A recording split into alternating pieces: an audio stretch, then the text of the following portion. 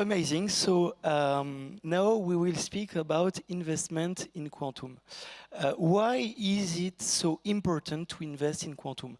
Well, what is important is to invest in startups and also to buy products from startups. It's the two angles that we will speak about today. This morning I said that every CAC 40 companies should buy quantum computers to startups. I really think that, and we need to push in that way. But we also need to have a huge investment from VC funds and also public funds into startups to make sure that we can be able to build future unicorns. Because what we want as France Quantum is to build the future champions, the French and European champions of quantum computing. So now we'll speak about that. So we have Quantum Nation, French VC funds, with Olivier, we have Ulrich from Quantum Delta from Netherlands, and also Fanny from OVH Cloud. You already all know Fanny since this morning. The idea now is to speak about the landscape of investment in quantum. Who wants to start? Olivier, maybe? Yes, thank you, Damien. The European landscape. Maybe one preliminary remark is that usually when we speak about investment, we tend to see it through the lens of investment funds investing in startup, and I think the subject is much broader than that.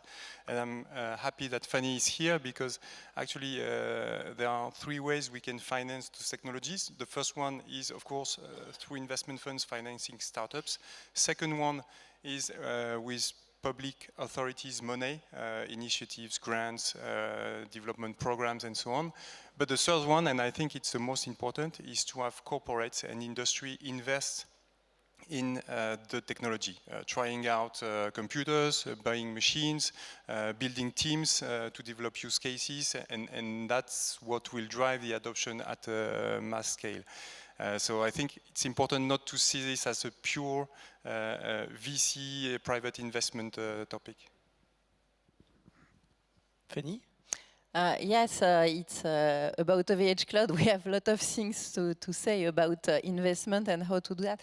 A lot of startups ask me regularly if OVH Cloud invest also and put money in startup. In fact, our co-founder, Octave Klaba, with his own fund can do that, and he does that definitely.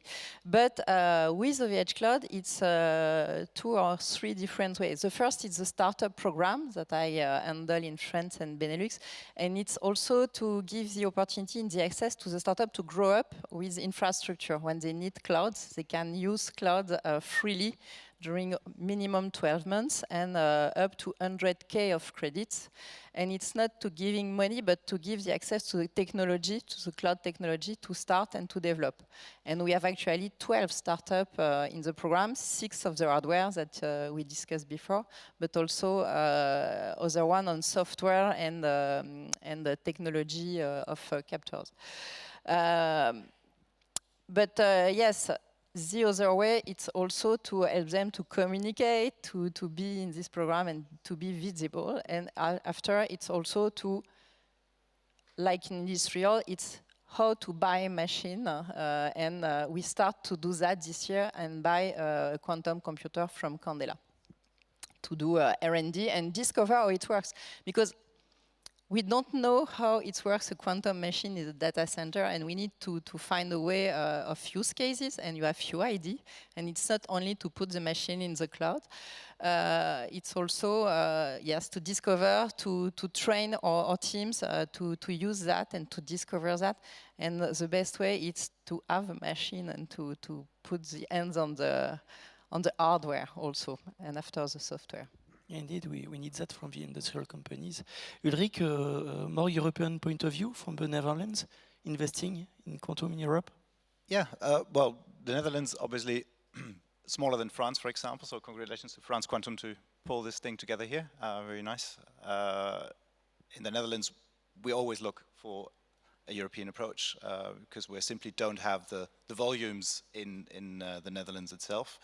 So we're always looking for smart ways to collaborate with others. Fanny, I think you're spot on when you say, we don't know how this thing works. So the good news is, in funding startups, and we're doing it through our own investment fund. It operates under a foundation, so we have a company that runs a seed fund under Quantum Delta NL as the foundation. But if you're saying, we don't know how it works, so we want to have it in our, we're just going to buy it, and then we start understanding how it works. The same counts for investors. They don't know how it works. And I think, while the good news story is, there is a great momentum in quantum, and we actually have machines, we have hardware, we have starting use cases, and there is a good reason to step into investing it now. The kind of money that we need in the next, let's say, 2-3 years is not available, because the people who could make it available have the same problem. So I think one of the key things we have to find out, we have to be very, very smart about connecting the expertise from the quantum world to the ones that can invest. We hear over and over again, and we just had, last night, we had a big meeting in the Netherlands with 60 people, all CEOs, pension funds, family offices, etc. And they all tell you, it's like, great what you're doing, fantastic, keep going. But tell us when you get there. We can't judge everything we need to judge to make a call for 50 million, 60, 70, 100 million euros. And we want to help them. So one of the things we've done, and that's announced last week, we pulled on board Chad Rigetti, one of the, I think, undisputed pioneers in quantum computing. He comes into our seed fund to do exactly that, and to really try to find that bridge. Because that, if we don't do that, I think it's going to be difficult to get trust from investors in the long term. Yeah, and I think it's the most important at this part of the quantum way and travel.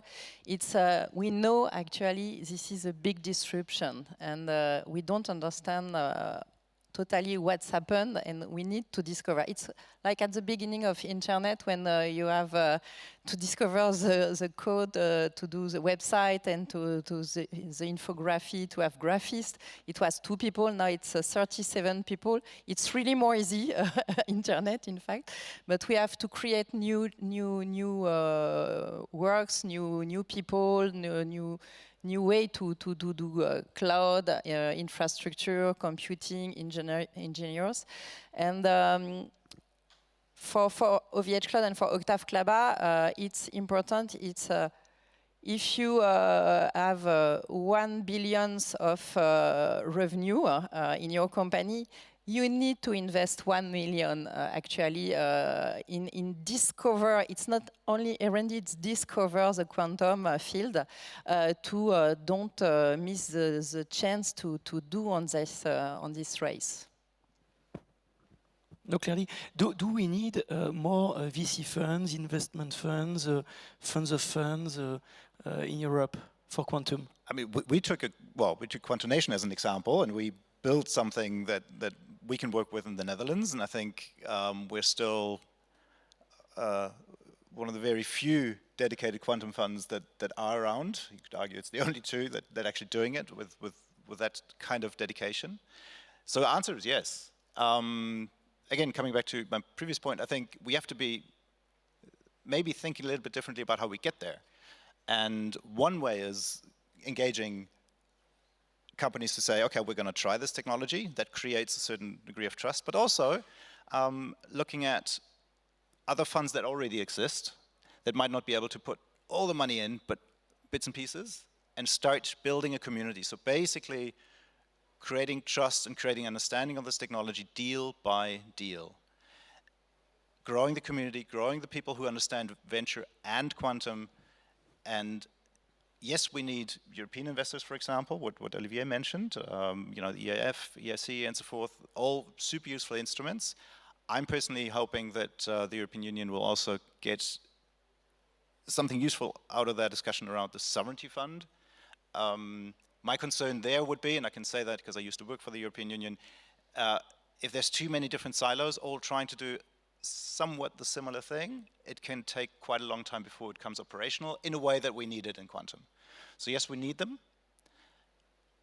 It might take a little bit too long for everybody to get on board in time for us to get everybody financed. I'm not sure. I'm curious to hear Olivier whether he agrees on this.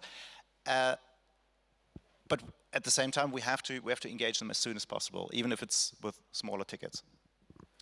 I agree with Ulrich when he says that the money we will need to scale up the quantum companies, the largest one in the next 2 or 3 years, simply is not there.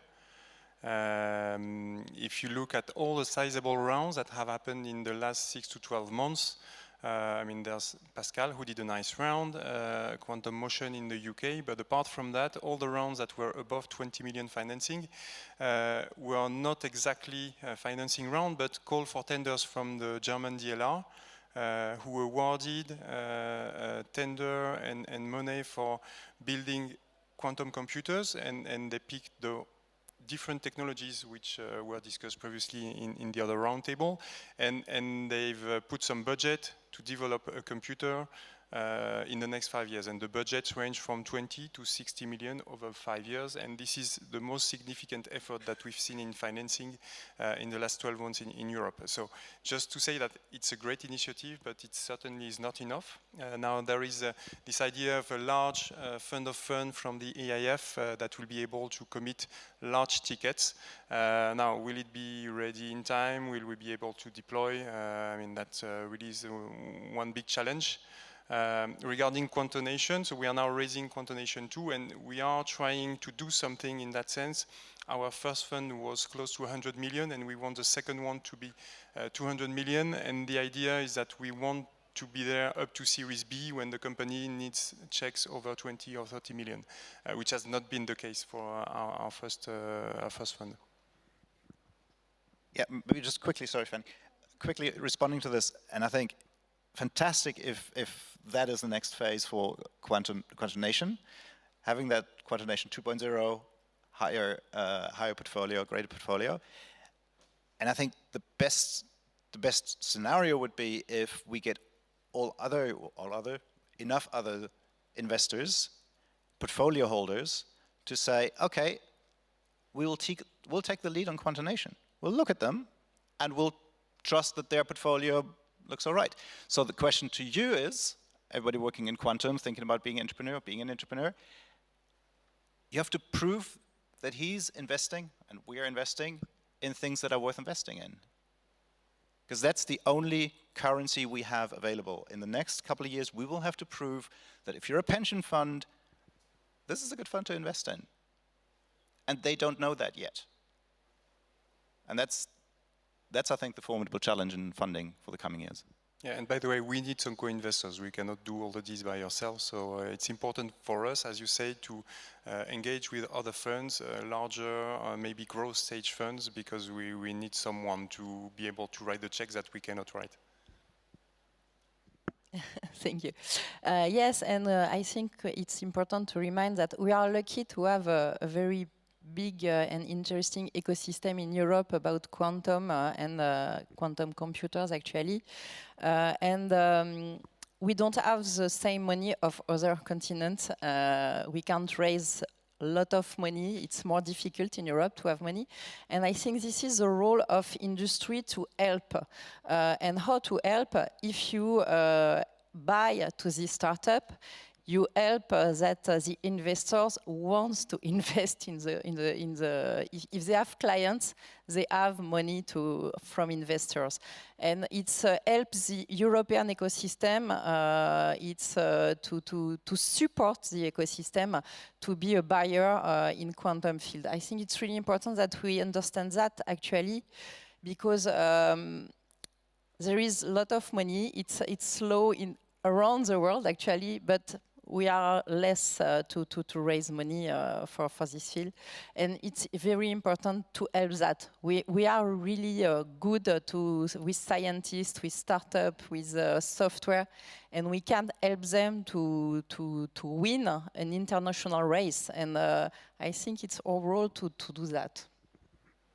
And by the way, I believe that the money exists. Because if you look at the money that's sitting on bank accounts, the savings from European family, it's a lot more than even if we just require less than 1% of that, it's a lot more than all we would need to finance deep tech. So the topic is not, is the money available? The topic is how to get that money that's sitting doing nothing into investing into the next revolution. I think the key word here is de-risking.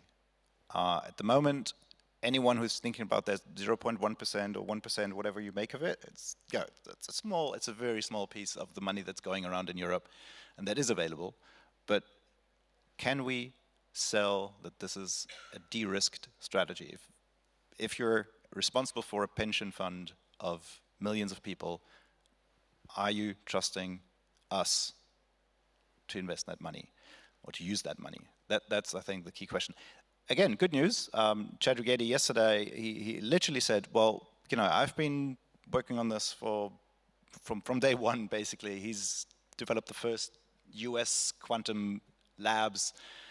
He's done pretty much anything you can do in quantum. And he said, the fundamentals are there. We're here, we have the fundamentals ready for this technology to go to the next phase. And, he added, he believes that Europe can take a lead in this. We have not only we can not only work with a technology basis that is there and that's globally available, but we also have an edge in terms of academic excellence and the thinking about how to bring this technology to the next level. Entrepreneurship and the funding, that's the big question mark, and I think we have to put a lot of work into this in the coming years. And I'm sure we have a lot of other industrials in the room and in the CAC 40 who can invest in this, and because this is a few part of them who actually put money on this subject, and this is the time to start now to invest. No, clearly it's a call. They can buy quantum computing to the startups, and they can also invest directly on startups or to be LPs in the Quantonation too, for instance, because we understood, Olivier, that you launched the second fund. It's this year? It's starting right now. Amazing. No, clearly it's amazing. And maybe to conclude, do we need to harmonize the investment policies in Europe? We were with President Macron and the King of Netherlands 1 hour of front tables. At the end, we all agreed that we need more Europe, you know, when we speak about investment. What do you think, to conclude, Ulrich? It's a simple yes, because for any investor looking at an investment landscape at a portfolio, the easier it is to understand what the policies are, the better. If we create a patchwork of regulations where they say, oh, you know, if you have a company registered in this European country, on that European country, these are the real rules here, these are the rules there. It might take 2 months here, it might take 6 months there. That's problematic, if not straight up scary. You probably had similar discussions. No, I think one of the most boring topic is norms, but it's also something that we need, because if you are building a QKD network in one country, you want it to work the same way in another country in Europe. And if we are not able to do that, then it's going to be complicated. Yeah, the standardization is key too, but you know, both on the policy and on the technical standards, I think there's a lot of work to be done. And again, you know, we need all the technical expertise to come together with the people who understand the policy making, and that also is not happening yet. Amazing. So what we can say is invest in quantum now. Buy in quantum now. Thank you. Thanks.